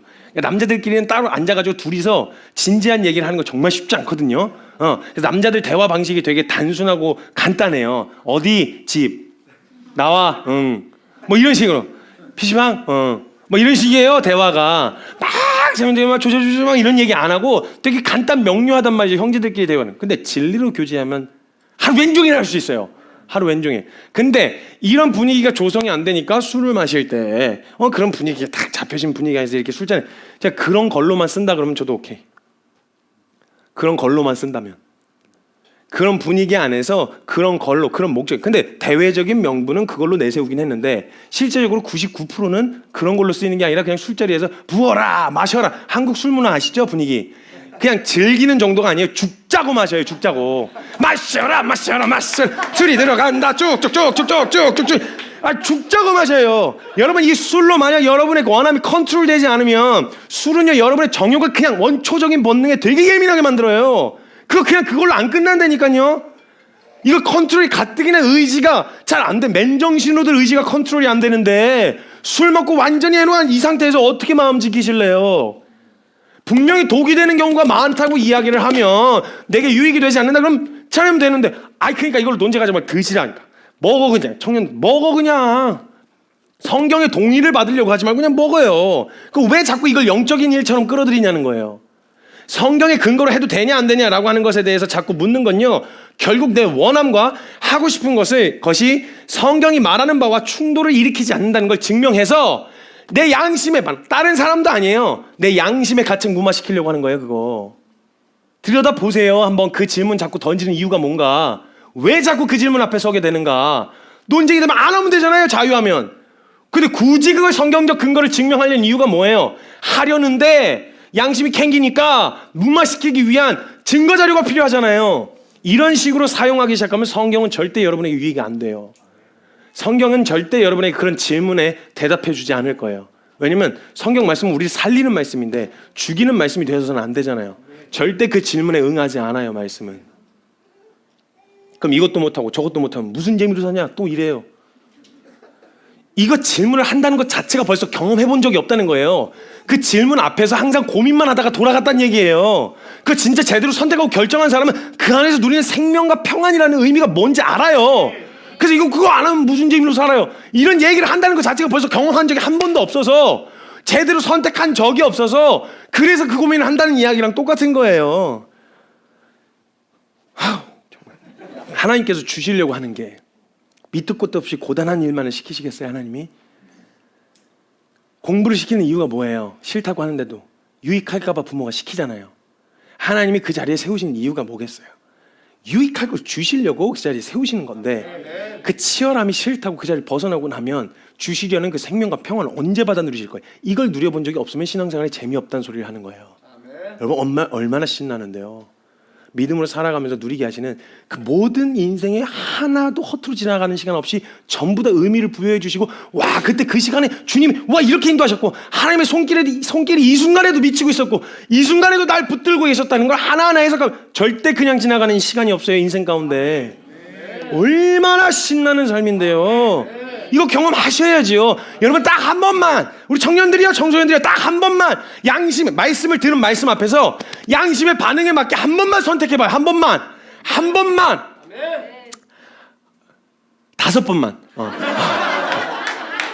한 방에 모를 수도 있어. 그래 내가 너무 소심하게 여러분의 실력을 내가 수준을 너무 낮게 잡았어. 5번만 해보자. 5번만 일주일 하루에 한 번씩 하고 일주일 동안 한 번 딱 그 양심이 딱 선택해야 돼. 그 순간에 딱 주시는 그 평화 있잖아요. 그냥 지나쳤을 때 에이 뭔가 찜찜하고 이게 아니라 그래 그냥 뭐 한번 잠깐 고단하더라도 그냥 한번 해보자 하고 딱 선택했을 때 주시는 순종했다는 평안, 순종을 통해 주시는 자유, 이걸 여러분이 누려보셔야 또 순종할 생각을 하죠. 근데 이걸 안 하고 가니까 계속 재미만 없고 힘들기만 한 거예요. 그 오지게 힘든 신앙생활을 왜 하시나 모르겠어요. 그러면 난 아니 뭔가 여러분 생각을 해보세요. 뭐 어떤 학원 운동을 하는 곳이든 어디든요, 희한하게 돈만 주구장창 월 회비만 내고 실력은 안 들고 그냥 와갖고 장난만 치는 애들이 있어요. 운동 안 하고. 나 왜 다니는지 이해를 할 수가 없어요. 그렇게 했으면 살이라도 빠져야 되잖아. 아니 다이어트 하려고 돈 냈으면 빠지는 걸 봐야 오 신나서 더 하잖아요. 근데 그냥 맨 똑같이, 그리고 운동 한 시간 하고 나서 이렇게 한 다음에 치킨 먹으러 갈까? 아 너무 칼로리 너무 뺐어 오늘. 그래서 치킨 먹으러 이렇게 해갖고 하나도 그 변화를 경험하지 못하니까 재미는 없고 그냥 익숙한 습관대로 그냥 나온 거예요. 오늘 시간 맞춰서 그냥 나온 거예요. 그냥 이런 식으로 신앙생활 하니까 재미가 없죠. 보셔야죠. 진정한 자유를, 진정한 평안을 믿음으로 살았더니 와 이런 삶이었구나. 이 즐거운 기쁨을 맛보셔야죠. 기왕 오신 거. 여러분 여기는 그냥 월 회비만 내고 다니는 그런 그냥 아무나 와서 이렇게 이런 그런 교회는 그런 공동체를 말한 게 아니었어요. 날마다 성장하는, 매주가 새로운, 시간이 지나고 문화가 발전하고 과학이 발전하든 우리의 믿음도 날로 자라가고 하나님을 더 깊이 알아가는, 매 순간 모든 경험과 모든 관계 안에서 살아계신 하나님을 경험하는 이런 발전적이고 생산적인 믿음의 삶을 살 때야 신난다고요. 그 신나는 신앙생활을 하셨으면 좋겠어요. 자꾸 그 앞에서만 돌아오시면 안 된다고요. 입구만 보고 돌아오시면 안 돼요. 저도 가끔 이제 그런 정서가 어떤 느낌인지 알아요. 식당을 이렇게 딱 가면 식당 앞에 메뉴판이 쫙 있습니다. 그럼 메뉴판 오 맛있겠다 해서 그 메뉴판 보면 가격표 보고 그리고 옆으로 지나치는 이런, 그러니까 딱 벌써 들어갈 때 분명 그 안에 맛있는 것들, 그 값을 할 만큼의 어떤 그런 맛있는 것이 있을 수도 있는데 그 앞에서 이렇게 살아야 돼? 이런 결정을 해야 된다고? 이건 이렇게까지 하면서 먹고 싶진 않다. 이런 마음으로 입구컷 당하는 여러분, 믿음의 입구컷, 믿음의 제대로 한 번도 발 한 번 들여보지 못한 채 믿음의 입구컷을 당하는, 여러분 이게 매주 입구만 들어왔다가 입구 앞에서 서성이다가 아유 그렇게 해야 된다고? 이 정도까지는 아니다. 그러고 나서 주위에 그냥 입구 앞에서 그냥 돌아가는, 이런, 들어오셔야죠. 오셨어요? 들어오세요. 그 맛보면 이거가 아무것도 아닌 것처럼 생각. 다 또 온다니까, 2번 오게 되고 3번 오게 된다니까. 들어오세요. 제가 삐끼라도 되어드릴 테니까 들어오세요 여러분. 신난다고, 재밌다고. 아멘. 네. 그러니까 이 고단한 일만 시키시려고 하시는 게 아니라고요. 주님은 분명 약속하셨잖아요. 영의 일은 생명과 평안이라고. 진정한 즐거움과 평안이라고. 누림, 생명의, 그거 생명이 영의 일 가운데 있는 거예요.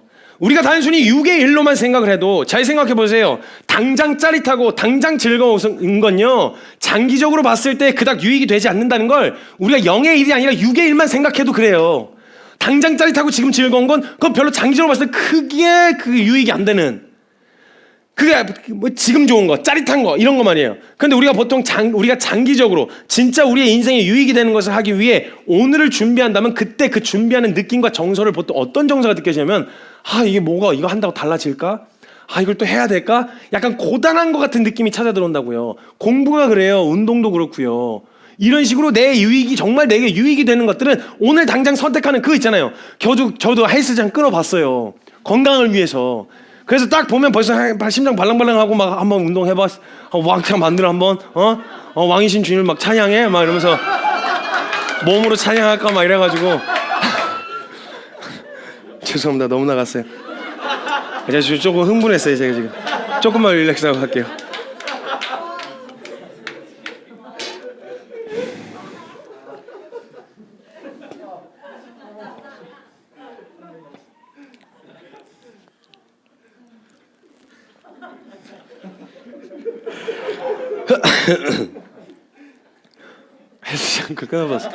헬스장 끊어봤어요.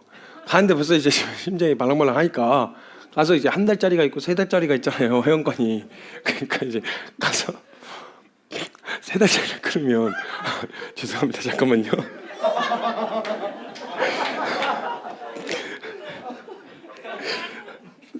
3달짜리를 끊으면 3만 원이 싸.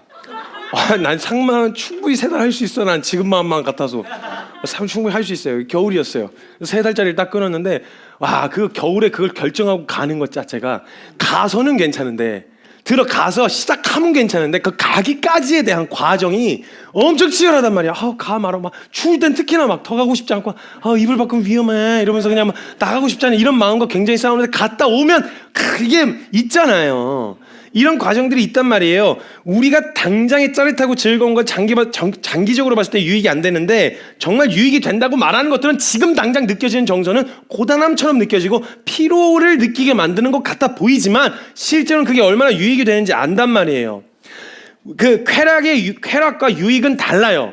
쾌락은요, 지금을 좋게 해요. 지금 느끼는 게 다예요. 그래서 여러분 지금 좋은 감정을 자꾸 배려해주고 청년들 괜찮아 그래도 돼 이런 식으로 밀어붙이기 시작하면 이거 절대 못해요. 이거 진짜 유익을 위해서 컨트롤해야 될 때 방향을 수정해야 할 때 이거 못하게 된다고요. 정말 죄송하지만 그냥 속된 말로 이야기하면 정말 아이들 반 병신 만드는 거예요. 이거 인간과 짐승이 다른 게 있다면 짐승은 본능을 컨트롤하지 못해요. 먹고 싶으면 먹어야 되고 자고 싶으면 자야 돼요. 인간은 유익을 위해서 컨트롤할 수 있다고요. 근데 이걸 그냥 쾌락을 지금 좋으니까 해. 그게 마치 되게 선하고 신령한 것 같이 보여지니까 되게 배려해 주는 것처럼 느껴지니까 해도 돼. 이런 식으로 하는 건 별로 유익이 안 된다고요. 쾌락은 지금을 좋게 합니다. 지금 좋은 것과는 비교할 수 없는 허망함과 허탈과 공허함을 우리에게 선사해 줄 거예요. 그 쾌락을 쫓아가면 당장은 좋아하는데 그 밀려오는 허탈감 어떻게 할 거예요? 근데 유익을 선택하면요, 지금은 쓰고 쉽지 않겠지만 진짜 만족과 평안을 가져다 준다는 거예요. 아시잖아요. 우리가 살아가는 인생에서도 쾌락이 아니라 유익을 쫓는다면 오늘 무엇을 할지가 결정되지 않아요? 사소한 이 살아가는 일상 가운데서도 알람을 맞춰놨으면 6시 알람 맞춰놨어. 그럼 그때가 가장 적절하다는 걸 맨정신에 알고 거기다 설정해 놓은 거잖아요.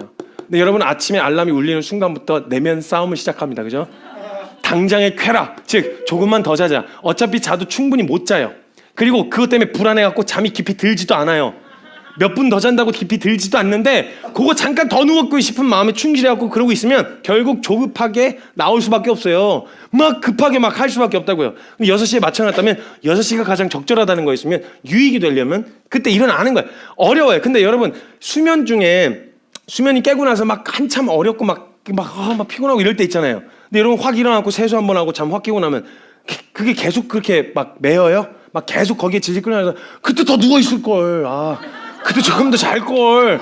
뭐 여기에 계속 그래요? 아니잖아요. 깨면 언제 그랬냐는 듯이 여러분 괜찮잖아요 지금.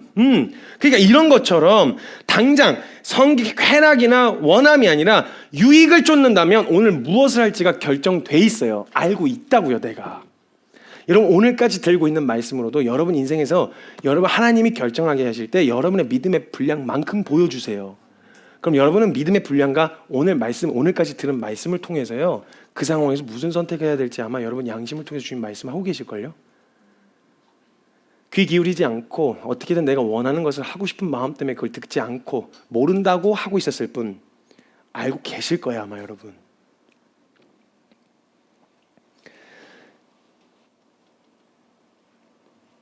사랑의 관계라면요 자극과 쾌락을 쫓게 해주는 게 아니라 유익을 쫓게 해주려고 할 거 아니에요. 그렇죠? 마찬가지예요. 성경에서 말하는 육은 자극과 쾌락이며 그 끝은 파멸과 피폐입니다. 그리고 죽음입니다. 근데 성경에서 말하는 영은 유익을 이야기하며 그 끝은 생명과 평안을 이야기하고 있습니다. 그럼 정말 사랑한다면 성경에서 다른 건 모르겠는데 이거 분명하게 이야기하고 있으니 어떤 삶을 살라고 얘기해 줘야 될지는 결론 났잖아요 벌써. 제가 욕먹기 싫어서나 아니면 제가 편안하게 하고 싶어서 라는 마음이 아니고서는 이걸 어떻게 얘기해 줘야 될지 결론 났잖아요. 왜 자식의 게임 좀 그만해, 공부 좀 해, 그만 먹고 그만 뒹굴거려, 운동 좀 해, 이런 얘기를 하는 이유가 뭐예요? 싫어하는 것처럼 보이는데도 그 이야기를 하는 이유가 뭐예요? 유익하니까 그런 거잖아요. 유익하니까. 그리고 유익하지 않은 걸 계속 지속하면 너가 망가지니까 하지 말라고 이야기하는 거잖아요. 부모 마음만 같아도 그런 걸 할 수 있다고요. 물론 진짜 유익하냐 아냐는 다음 문제이지만 그 마음의 의도는 그런 마음으로 하지 말아라, 해라 라고 하는 것을 시킨단 말이죠. 정말 여러분 게임이 아이의 인생에 도움이 되고 정말 그 평생에 유익이 되는 일이라면 못하게 할 사람이 어디 있겠어요. 못하게 할 사람이. 그것이 실제로 그에게 유익이 되느냐 마느냐는 다른 문제지만 그것이 유익이 될 거라 믿기 때문에 그렇게 이야기해 주는 거란 말이에요. 사랑하는 관계에 있는 모든 이들이 유익을 쫓으라라고 이야기해 주는데 왜 교회에서는 그 유익이 아닌 정욕과 쾌락을 쫓아가는데도 아무 말 못하고 그냥 지켜만 보고 있는, 왜 도대체 그래야 돼요? 왜? 다 그렇게 이야기하고 있는데 나름대로 옳고 그른 걸 떠나서 나름대로 다 유익을 위해서 살라고 다 이야기해 준다고요, 사랑하는 사람들에겐. 근데 왜 유익이 아닌 당장에 느껴지는 정욕과 쾌락이 분명 그 인생 가운데 도움이 되지 않을 거라는 걸 분명히 성경이 제시하고 있는데 왜 그 얘기를 안 해주냐고요? 왜?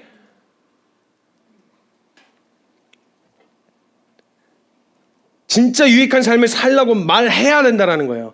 여러분, 만약에 내가 남편분들, 결혼하신 남편분들, 내가 뭐 사고 싶은 물건이 있어요. 근데 벌써 이게 마누라 눈에 거슬릴 것 같다고 생각이 되어지면 벌써 이야기할 때 어떤 마음으로 이야기를 했겠어요? 나 이거 사고 싶어, 나 이거 갖고 싶어, 그냥 이렇게 원한만 이야기하잖아요.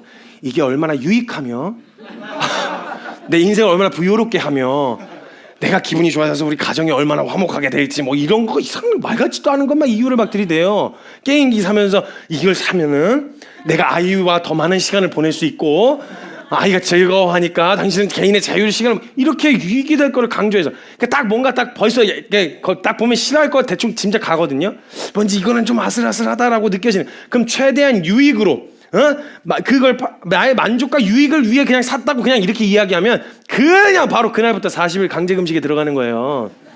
고난주간 그냥 하면서 그냥 40일 그냥 금식 들어가는 거고, 그냥 강제로 짐 싸들고 1차, 2차, 3차, 4차 전도여행 가는 거예요. 무전여행으로. 나가! 이래가지고 그냥 쫓겨나는 거거든요. 그러니까 이게 얼마나 좋은 물건이며 얼마나 유익이 되는지를 말 같지도 않은 소리를 다 갖다 붙여가면서 그걸 사는 걸 허락받기 위해서 이렇게 한단 말이에요. 해도 되냐 안 되냐보다 중요한 게 그것이 유익이 되는가라고 하는 질문은 신앙생활이 아닌 실제 현실을 살아가는 삶의 영역에서도 적용되는 영역이에요. 그런데 왜 우리의 신앙생활에서는 무엇이 그리스도인으로 살아가는데 유익할지를 생각하는 생산적이고 발전적인 고민보다 해도 되냐 마냐의 문제로 접근해서 그 문제를 가지고 결국은 논쟁거리로 만들고 신앙을 전혀 발전적이지 못하게, 신앙이 자라지도 않는 그런 에너지만 빼는 그런 고민들로 자꾸 논쟁을 하고 있냐는 거예요. 성경은 해도 되냐 마냐에 대해서 친절하지 않다고 말씀드렸어요. 그렇게 접근하면 논쟁은 안 끝난다고요. 그러면 우리가 육신의 일을 생각하는 것과 영의 생각을 분별해내야 된다는 거잖아요. 이걸 분별할 수 있게 해주는, 영의 생각과 육의 생각을 분별하며 영의 생각대로 결정하고 살아가게 하시려고 성령 하나님께서 도우시기 위해 사용하시는 도구가 바로 양심이라고요. 양심. 생각해 보세요. 우리는 이 양심의 반응에 얼마만큼 예민하십니까? 분명 살아가면서 수많은 선택지 앞에서 분명 이거 반응들이 있었을 텐데 여기에 얼마만큼 귀 기울이셨나요?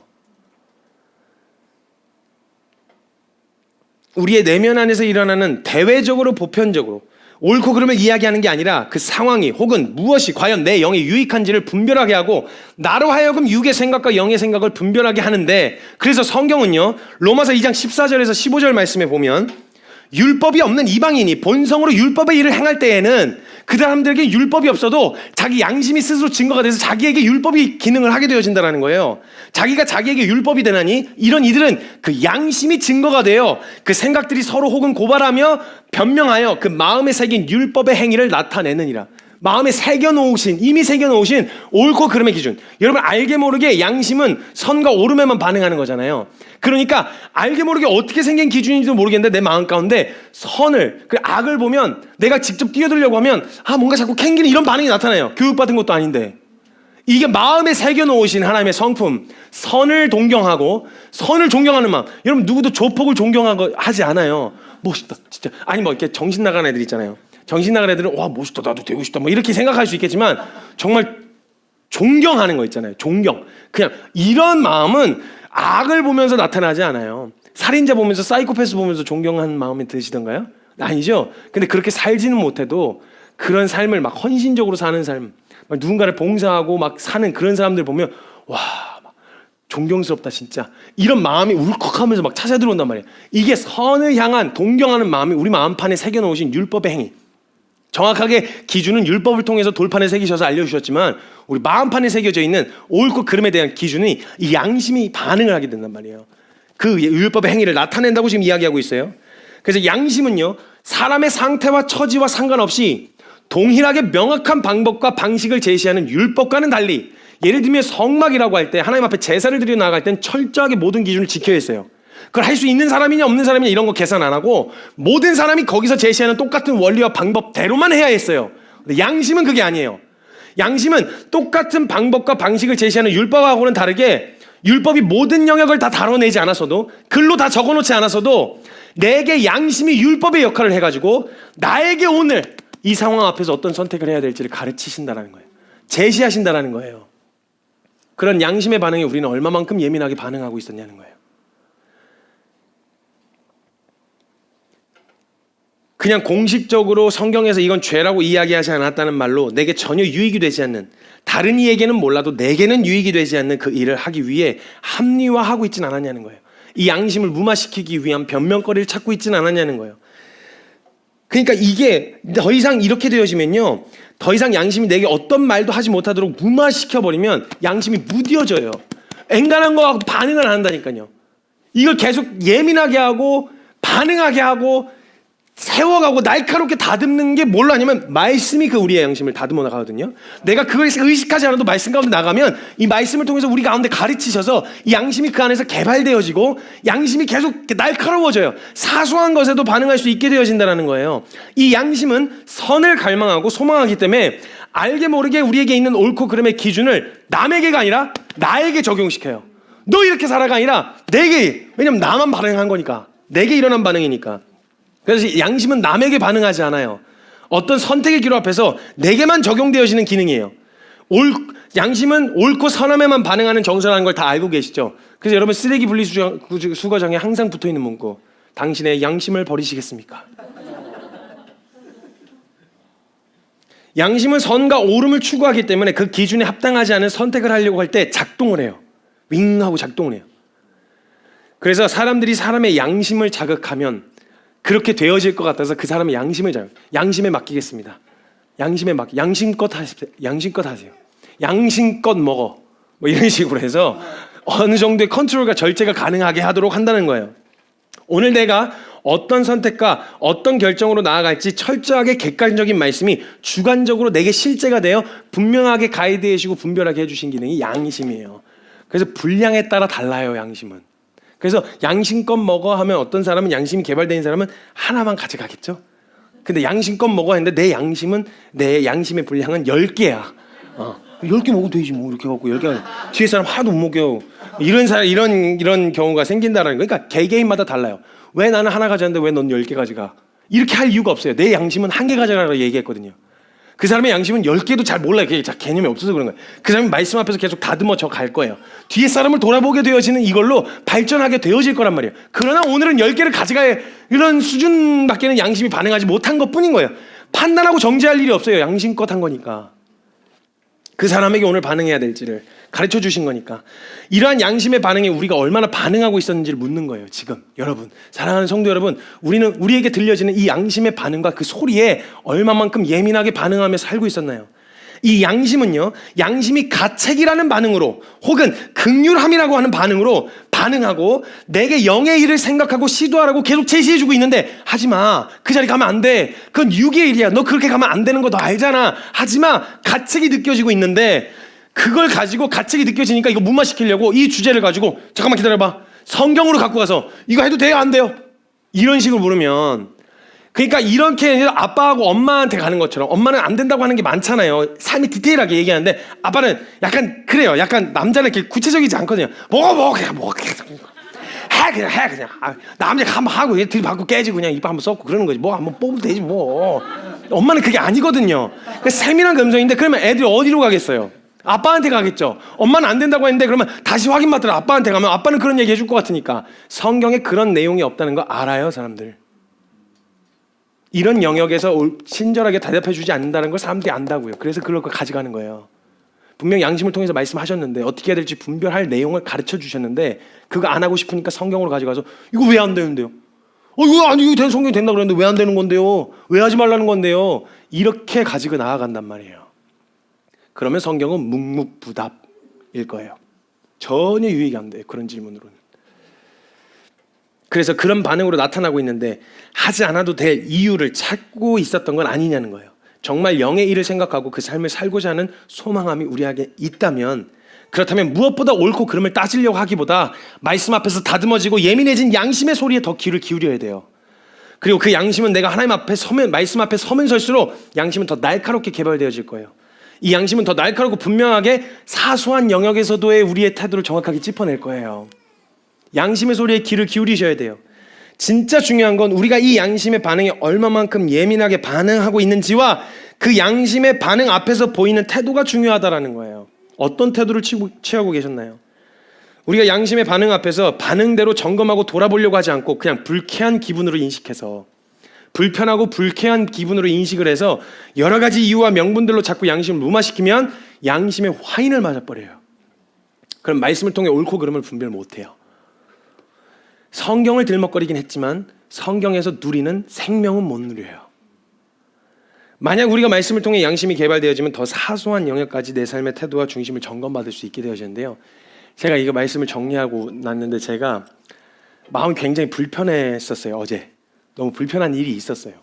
제가 지방에 미국에서 도착하자마자 전주로 내려가서 전주에 어제 일정을 마쳤는데 이제 어저께 3번의 강의가 있었어요. 3번의 강의가 있었는데 연속으로 한 타임 하고 밥 잠깐 먹고 바로 하고 5분도 안 돼서 다시 Q&A까지 하느라 한 3-4시간을 하다 보니까 허기가 진 상황이었고 막 이런 상황이었어요. 근데 제가 말씀을 전해놓고 기도합시다 라고 이야기를 했어요.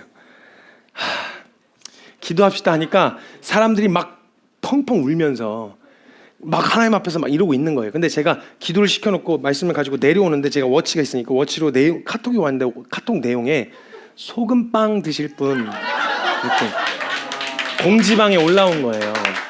제가 이거 한 번도 못 먹었었거든요. 그래서 이게 먹고 싶은 거예요. 먹고 싶어서 사람들 막 저도 막 같이 울먹거리면서 같이 막 말씀 앞에서 막 이렇게 선포한 다음에 내려오는 길에 제가 그 워치를 보고 얼른 앉아가지고 제 옆에서 막 펑펑 울고 있는데 제가 저요 이러고 카톡을 하고 있는 걸 본 거예요. 제가.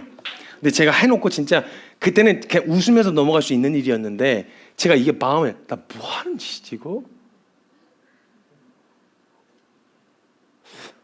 이게 아니 사람들은 그렇게 아니 그게 뭐? 그게 뭐 죄야? 그게 뭐 잘못된 거야? 그렇게까지 너 생각하지 마. 너 피곤하게 생각하지 마라고 이야기할 수 있는 주제잖아요, 그죠? 제가 뭐 다른 응답 해설을 한 게 아니잖아요. 소금빵 먹고 싶어서 소금빵 먹고 싶다 그럴 거예요. 그 뭐 죄예요, 그게 뭐가 잘못된 거예요? 나 그거 한번 맛보고 싶다. 나도 니네만 처먹지 말고 나도 좀 먹자. 이런 마음이에요. 단순한 그런 마음이었어요. 근데 그게 그 상황에서 그 막 은혜 앞에서 같이 막 하나님 앞에 막 이러고 있는 상황에서 제가 저 혼자 낄낄거리면서 카톡을 하고 있는 이게 이거 뭐 하는 놈이지? 이게 하고 나서 이게 너무 속상한 거예요. 나 뭐 하는 이거 뭐지? 내가 이게 나 무슨 연기하는 놈이야? 나 그냥 사람들한테 그냥 스피치하고 그냥 막 사람들 막 감동시켜 놓고 나 그냥 그걸로 밥 벌어먹는 사람이야 나? 아니 영이 내가 같이 감격하고 같이 기뻐해야 될 상황에서 이게 사소하다고 말할 수 있는데 이게 제가 이게 마음이 불편해 영감 불편한 거예요. 그래서 미안하다 내가 이거 너무 나 마음이 너무 수치스럽고 민망하다 해서 제가 나 더 이상 카톡 안 보낼게요 하고 카톡을 보내놓고 이게 너무너무 속상한 거예요. 막 그 사람들 막 은혜를 경험하면서 막 같이 막 이러고 있는 그 상황에서 소금빵 하나 가지고 생각하면 너무 어이가 없어갖고 웃음이 나오는데 그게 너무 속상한 거예요.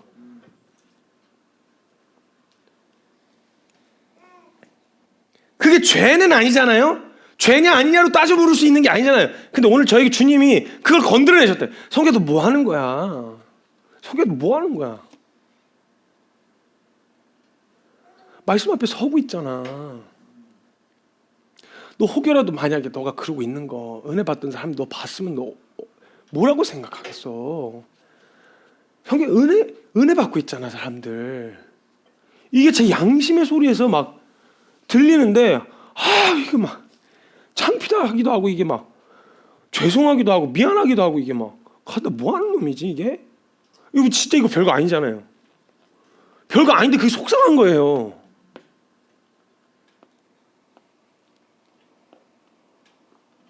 만약 제가 여기서 그냥 양심의 소리를 무마시키려고 한다면 뭐가 그게 큰 문제야 이게? 그럴 수도 있지. 누가 와서 저한테 만약에 너 그 말씀 전하고 와갖고 거기 소금빵 난리를 치고 있어. 종이나 옆에 다 울고 있는데 소금빵 먹으려고 그러고 앉아있어. 이렇게 얘기하면 제가 양심 무마시키려. 그럴 수도 있지. 이게 뭐 죄야? 먹고 싶을 수도 있지. 뭐 이렇게 얘기할 수도 있잖아요. 그렇게 얘기하고 싶지가 않은 거예요. 이렇게 내 삶에서 나타나는 실제적인 영역에서 말씀을 통해 영의 생각을 하게 하도록 도와주는 역할을 하는 게 양심이라는 거. 양심.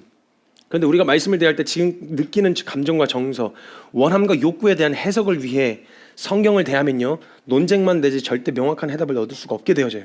해도 되냐 마냐 등의 이야기로 만약 우리가 성경을 대하기 시작하면 절대 올바른 방향으로 나아갈 수도 없고 그런 태도로는 성경을 제대로 분별할 수도 없어요. 그런 주제에 대해서 명쾌한 해답을 주지 않아요.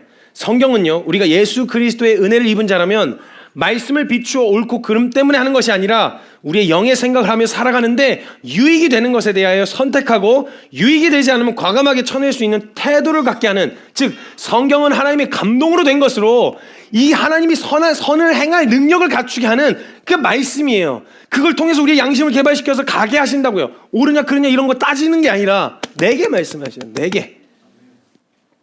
근데 자꾸 우리가 성경에서 해도 되냐 마냐 옳고 그르냐의 문제를 가지고 논쟁을 한다면 그건 양심을 무마시키고 결국은 내가 원하는 것을 하고자 하는 마음 때문이 아니겠냐는 거예요. 그게 아니라면 양심의 반응 앞에서 무슨 더한 증거가 필요해요. 말씀 앞에서 내 원함을 성경의 지지를 받을 생각하지 마세요. 내 원함은 그냥 내 원함일 뿐이에요. 이것을 성경의 지지를 받으면 안 돼요. 내 원함이 성경적인지 아닌지 분별이 안 돼서 묻는 게 아니잖아요. 지금 그 묻는 건 양심의 반응으로 이미 답을 얻었었잖아요. 근데 그 이야기는 결국 듣지 않고 결국 시비를 걸어서 내 원함이 성경적으로 문제없다는 걸 증명하고 싶은 거잖아요. 그 증명받아서 뭐 하시려고요? 결국 내가 하고 싶은 거 하려고. 이미 성경으로 가기 전에 우리가 들어오고 배워왔던 말씀이 우리의 양심을 깨워서 분별하게 했을 거예요. 근데 그 분별된 결론이 마음에 안 들어서 다시 확인하려는 건 아니고요. 이 양심에 대해서 예민하게 반응하지 않으면서 성경에 대하여 많이 알았다고 해서 바뀌냐? 전혀 그렇지 않습니다. 양심은 옳다고 하는 의와 선에 반응하기 때문에 하나님의 말씀에 의해 다듬어지고 세워지는 것이지만 이 양심은 철저하게 주관적으로 오늘날 내게 어떤 선택을 해야 될지 말씀을 통해 제시하시고 알려주는 역할을 하는데 여기에 무감각하게 반응했는데 그거 깨닫게 되어졌다고 바뀐다? 아니요. 그렇게 해서 바뀐다고 되는 게 아니에요. 양심에 반응하지 않는 사람들은 성경에 대하여 많이 알게 된 것이 유익하지 않아요. 이 양심이 하나님의 말씀이 우리의 내면을 다듬어지고 그 양심을 예민하게 개발시켜서 이 반응으로 반응하게 하시는 상황 앞인데 이거에 반응하지 않으면서 더 알아야만 바뀔 수 있다? 아니요. 오늘 가르쳐 주신 그것에 순종해야 돼요. 여러분 분별하셨을 거예요. 아마 분별되셨을 거예요. 오늘 그 상황에서 뭘 선택해야 될지 알고 계실 거예요. 그거 선택하시라고요. 그거 결정하시라고. 그거 못하는 것 같지만 하셔야 된다고. 하고 났을 때 피곤할 것만 같지만 아니요. 그 안에 생명과 평안이 있다고. 그걸 보셔야 된다는 거예요. 양심에 반응하지 않는 사람, 이래저래 성경에서 내 원함을 합리화할 방법을 찾아내시면 안 돼요. 어떻게 하면 덜 할지, 덜 해도 괜찮은, 나 예수 믿는다고 말하는 데 있어서 전혀 문제가 되지 않을 방법들을 찾으시면 안 돼요. 그렇게 되어지면 자꾸 양심은 무뎌질 거예요. 왜냐하면 내 개인이 말씀 앞에 서서 내 마음의 상태에 따라 유익이 되고 독이 되는 것을 분별하는 게 아니라 성경의 옳고 그름으로 접근해서 이건 해도 되고 안 되고로 접근했기 때문에 내 원함을 교묘하게 말씀으로 포장하는 일이 가능해져서 이걸 해도 되냐 안 되냐로 접근하는 태도는 성장하는 데 별로 도움이 안 돼요. 가령 이렇게 생각해 보세요. 돈 주세요. 이렇게 구했다고 생각해 보세요. 그럼 돈 주면 보통 물어왔으면 다시 물어봐야죠. 어디다 쓰려고 물어봐야 되잖아요. 근데 만약에 그냥 또 어디다 쓰려고 하는 그 질문, 내가 보면 안 좋은 거에 쓰려고 하면 벌써 반응이 나타나요. 안 좋은 거에 쓰려고 했다면 뭐 그 돈 그렇게 뭐 받는 게 죄예요? 돈이 죄예요? 아니잖아요. 그냥 주세요. 근데 그 돈을 갖다가 쓰는데 내게 독이 될지 유익이 될지를 봐야 되잖아. 그리고 줘야지. 그러니까 그렇게 되어진다는 거예요. 하나님이 이렇게 객관적인 말씀을 통해 우리의 중심을 점검하시고 그에 맞게 양심을 개발시키시는데 돈을 죄냐 아니냐로 구분지어 놓으면 악용하려고 하는, 정욕대로 쓰려고 하는 그 마음을 뭘로 분별해낼 거예요? 자꾸 이런 식으로 접근하면 우린 제자리 걸음하고 논쟁만 되고 판단 정죄가 되는 거예요. 하나님은 말씀을 통해 우리의 양심이 말씀에 맞게 개발되고 다듬어져서 모두에게 하시는 말씀이 아닌 내게 하시는 말씀을 저와 여러분이 들으실 수 있게 되어지는 거예요. 그 말씀을 분별하고 오늘 내가 순종해야 할 태도를 제시하신다는 거예요. 여러분 이렇게 다듬어지면 우린 분별이 안 돼서 방황할 일이 없어요. 뚜렷하게 삶의 방향을 찾을 수 있게 되어진다는 거예요. 기억하셔야 됩니다. 내 원함을 성경의 지지를 받을 생각하지 마세요.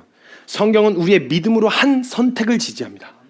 그 선택을 왜 했는지를 보고 믿음으로 한 선택이라면 그 선택을 지지합니다. 뭘 했냐 안 했냐를 보는 게 아니라 믿음으로 했어? 오케이, 잘했어. 그게 사람들에게 보기에 별로 비천한 일인 것 같아. 괜찮아. 믿음으로 한 선택이야? 잘했어.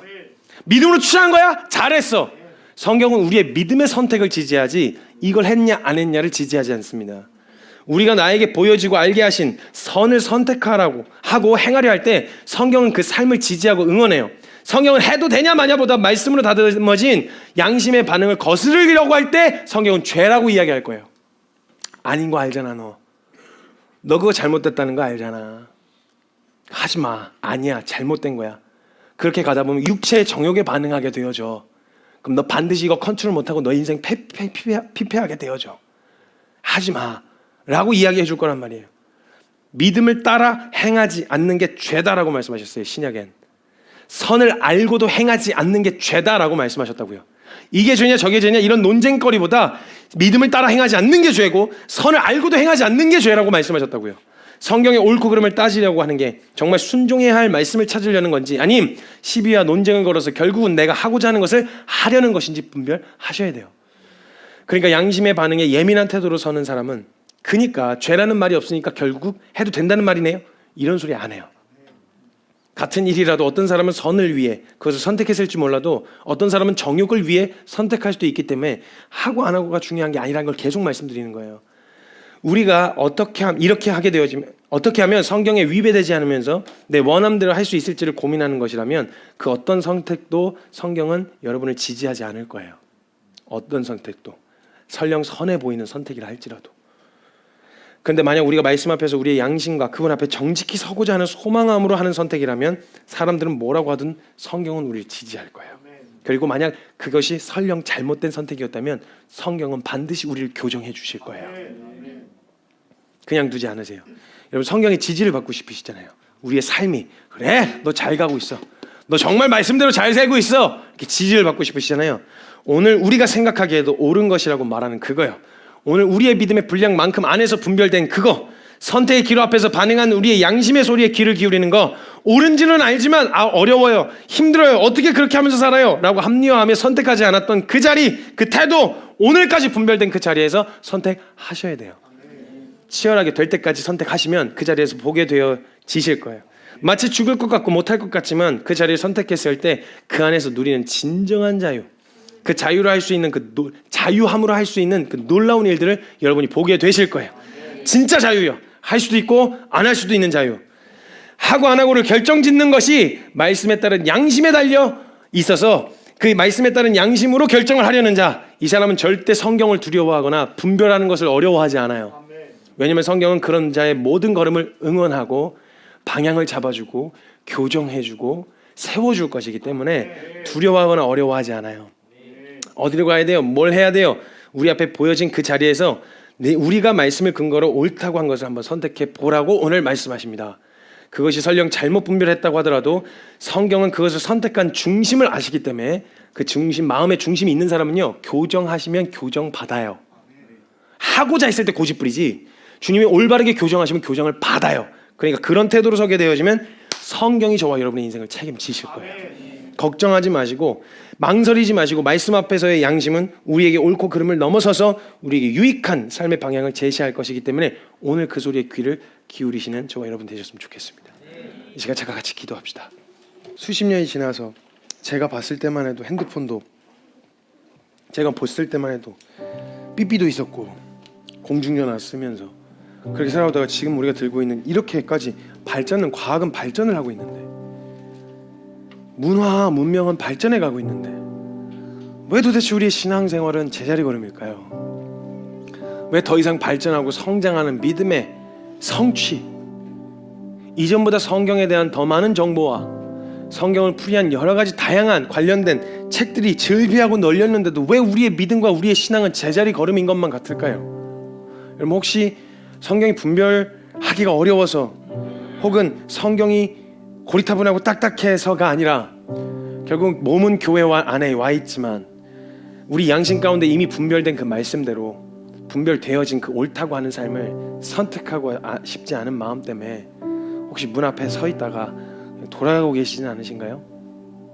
분명 말씀을 통해 제시되어졌는데 그렇게까지 하고 싶진 않다, 그런 삶을 살고 싶진 않다 라는 말로 그런 마음 때문에 문 앞에서 들어가 보지는 못하고 그 문 앞을 서성이기만 하다가 그냥 집으로 다시 되돌아가셔서 왜 안 되지? 왜 안 바뀌지를 고민하고 계신 건 아니었나요?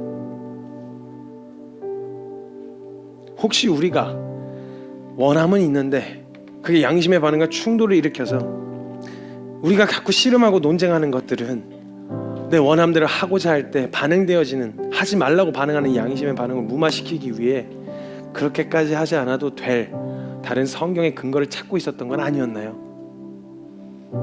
여러분, 하나님은 믿을 만한 분이십니다. 하나님의 말씀은 우리에게, 다른 누구가 아니라 우리에게 신실하십니다. 거기에다 인생 못 걸면요, 어디에 인생을 걸 수 있겠어요? 그 말씀 앞에 뛰어들지 못하고 서성이기만 하고 두려워하는, 두려움이 이해는 갑니다. 정말 믿음만 할까, 믿음직스러운가에 대해서 고민이 되고 의심할 수도 있으니까요. 그러나 우리가 받은 은혜를 생각할 때 우린 덜 할 생각을 하지 않아요. 말씀을 통해 하나님이 주신, 우리에게 주신 은혜를 발견하면 발견할수록 어떻게 하면 덜 할지를 고민하지 않아요. 어떻게 하면 더 누릴 수 있을까를 고민하죠. 우리 양심을 통해 말씀하시는 성령 하나님의 탄식 소리를 좀 들어보실 수는 없을까요? 양심을 통해 말씀하시는, 아, 성규야 그거 아니야, 성규야 그거 아니야, 사랑하는 아들아, 내 딸아, 그 자리 아니야, 알잖아, 너 그거 아무런 유익이 없다는 것도 알고 있잖아. 당장은 문제가 되지 않는 것처럼 보이지만 너 그거 허용하고 계속 달려가다 보면 사랑하는 아들아, 그게 네 인생을 피폐하게 만들거든. 그래서 내가 그냥 둘 수가 없어. 아니야, 이 성령 하나님의 탄식 소리예요. 내주하셔서 영으로 살아가는 그리스도인으로서 그리스도의 생명으로 살아가게 하는 이 삶을 도우시는 보혜사 성령 하나님의 탄식 소리를 여러분 귀 기울여 보셨냐는 거예요.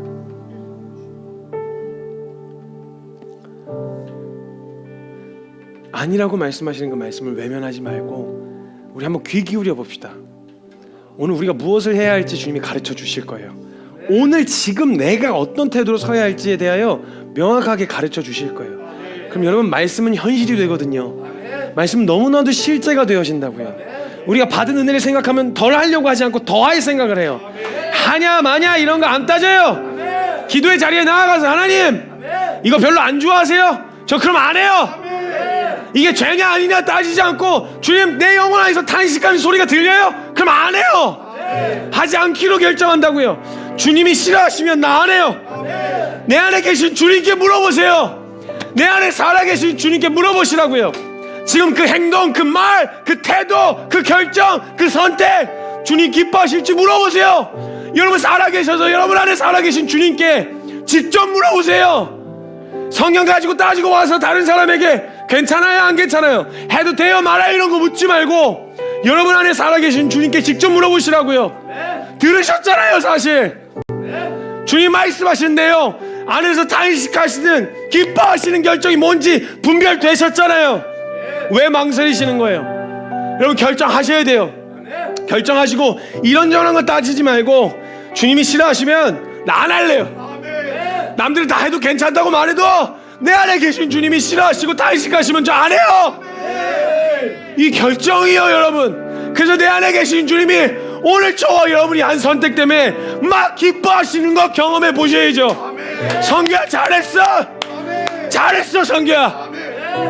남들이 뭐라고 하든 상관없이 너 오늘 그 결정 나 기쁘게 하려고 한 결정이지. 잘했어. 주님이 기뻐하시는, 그래서 내게 주시는 선물 진정한 자유와 진정한 평안 누려보셔야죠. 언제까지 자유하지 못한 얽매여 있는 신앙생활 하실 거예요? 주님께 물어보세요. 하나님 이게 죄 아니에요 이런 거 묻지 말고 주님 이거 싫으세요? 하나님 오늘 내가 이거 선택하는 거 주님 싫으세요? 그럼 저 안 할게요. 저는 이거 하는 거 안 하는 거 저한테 별로 중요하지 않아요. 저한테 오늘 중요한 건 내가 사랑하는 주님이 기뻐하시냐 안 하시냐. 그 주님 그거 가르쳐 주세요. 저에게 옳고 그름을 가르쳐 주지 마시고요, 내 안에 계신 주님이 오늘 내게서 무엇을 기뻐하시고 무엇을 슬퍼하실지 그거 가르쳐 주세요. 주님, 그러니까 하나님 저한테 설명하려고 하지 마세요. 설명 안 해주셔도 돼요. 주님이 싫어하시는 것 같으면 저도 싫어요. 주님이 좋아하시면 나도 좋아요. 그때 누리는 평안, 안식, 자유 여러분 누려보셔야죠. 살아생전 그 은혜 받았다고 말하면서 한평생 이 자유 못 누려보실 거예요. 이 평안 못 누려보실 거냐고요. 이거 이 답답하고 이 한숨밖에 나오지 않는 이 인생 가운데 주시는 진정한 평안 누려보셔야지요. 그래서 저는 오늘 우리의 믿음의 결정, 우리 양심의 고백, 무엇을 분별해야 될지 고민하지 마세요. 오늘 이 결정만 하시면 돼요. 주님, 저 오늘 주님 더 사랑할 거예요. 뭘 어떻게 하냐고 말씀에 설명하지 마세요. 저 오늘 주님 더 사랑할 거예요. 내 사랑을 더 표현할 거예요. 저는 주님이 웃으셨으면 좋겠어요. 저는 주님이 기뻐하셨으면 좋겠어요. 주님 충분히 나 잃어버리셨을 때 아파하셨으니까, 그때 그만큼 충분히 아파하셨으니까 이제는 저 때문에 웃으셨으면 좋겠어요.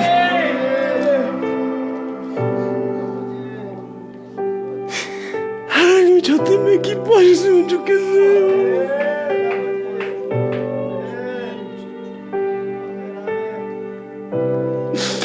하나님 오늘 제 결정으로 하나님 웃으세요. 하나님 제가 오늘 선택한 그 선택으로 주님 마음껏 기뻐하세요. 이 결정을 하자는 거예요. 이 결정으로 주님 앞에 나아가시자는 거예요.